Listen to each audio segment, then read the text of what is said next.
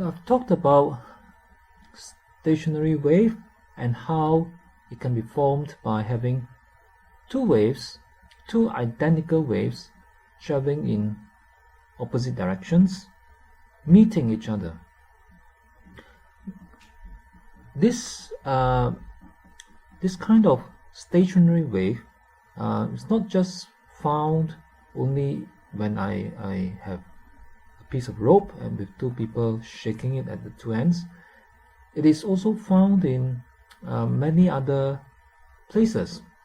So for a start, let me think of, let's say, a string, maybe a string that is tied to both ends. Okay, let me imagine a string like this. So let's say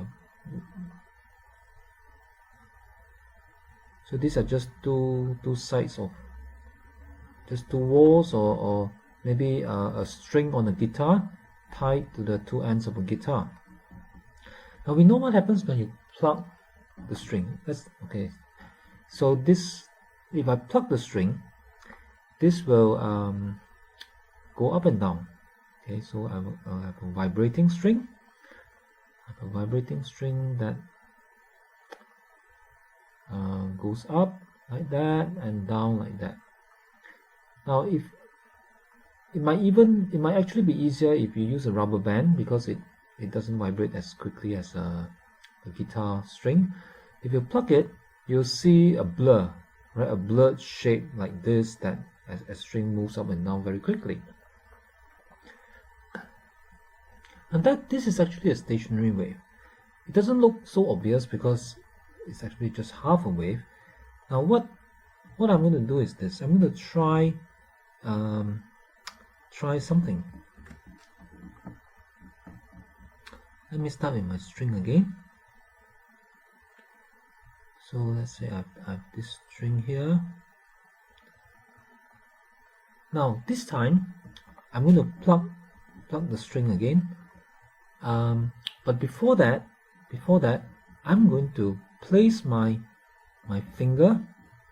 I'm going to place my finger here. I'm going to touch the center of the string very gently down here.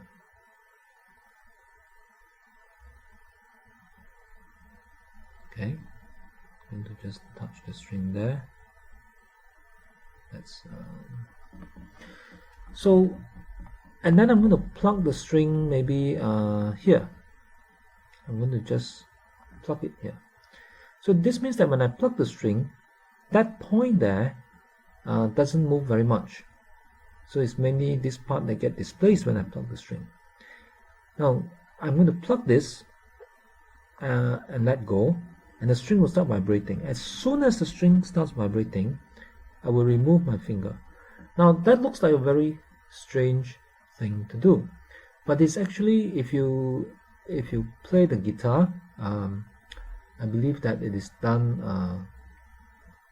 for when people play a guitar to create a higher pitched note with which sounds different, which they call a harmonic. So you can actually do this. Touch finger in the middle of the string, plug it to one side, and what you will get when you do that is a wave that looks like this. It's a wave that has a shorter wavelength, a standing wave like this. So a standing wave that has zero vibration, movement, or amplitude at the center. So it's just at the two sides where you have on the two sides where you have the maximum amplitudes. Okay. Now, and as always, let's be careful about what we are really looking at. It doesn't mean that the string is up and down at the same time. Right? At one instant, at a particular instant, the string might just be here. Okay, and at the next instant this would have moved down, this would have moved down, and that would have moved up. So as this comes down, that part goes up again. So that's how it is. But we have a point here where there is no movement or hardly any. So that's our node. Okay, that's our node, and that's our antinode.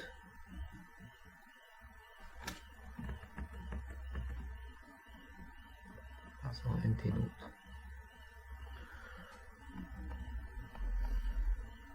So, and we have what looks like a stationary wave. Now, it's a little bit tricky to understand this in relation to the last session, where I described how a stationary wave can happen when you have two identical waves traveling in opposite direction and meeting each other. Now, there's no, if you look at this string that I plugged, it's not clear where that two identical waves are coming from. I don't see two waves meeting here in opposite directions, and the string is tied on both ends. So how can I have two opposite waves coming in from outside?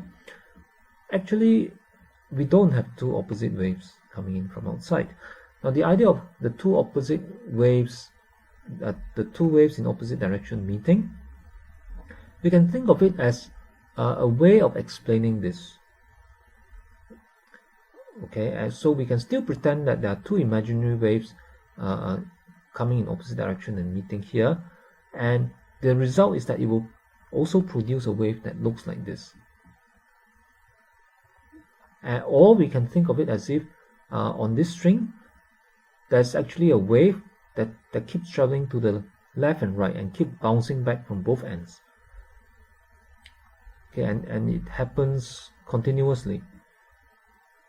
Okay, so that the end effect is that we see this stationary wave. So there are these two or three ways to think about it. But in any case, we see a pattern that is the same as the stationary wave pattern we saw when there were two opposite waves meeting, and we see the node and we see the antinode. And we also must remember that on this pattern, the distance between nodes is just half a wavelength. That's just half a wavelength. Okay, that's not one wavelength. The whole thing is one wavelength. So if the pattern is like this, then the whole length of this is just half a wavelength. That's very important. And of course, this wavelength is different from that wavelength. So if I call that lambda 1, this is lambda 2, for example. So this is one way we can have a stationary wave, right, with a rubber band tied at both ends or on a guitar string. That's what you get when you plug a guitar string. And you can, on the same string, you can create shorter wavelength by forcing some points to be the node, simply by touching it with a finger, for example. And by this extension, I can touch my finger, say, at the third position, alright, at the 1/3 position, and when I plug the string, I can get maybe 3 of these antinodes. So let me draw that as well, just to clarify what I mean. That's the rest position of the string, and if I touch my finger there, for example, now let's see, third position, okay, might be around there. That's the third position. So if I then plug it, this point will be at rest at first, and I'll end up with a curve a wave that looks like this. And after a short time, it would have changed displacement. Okay, so this part goes up and down, down and up, up and down. So another thing that we should note about this pattern is that when you have, let's say at this antinode, this place of maximum amplitude, let's say at this instant the wave is going up, then in the neighboring, in the adjacent antinode, the string would be moving down. So these two are moving in opposite directions. They are moving in opposite directions, and in between, of course, you have this point that doesn't move. And between the maximum amplitude and the zero amplitude here, each of these points on the string is also moving up and down, but at a smaller amplitude. Right? They're at a smaller amplitude.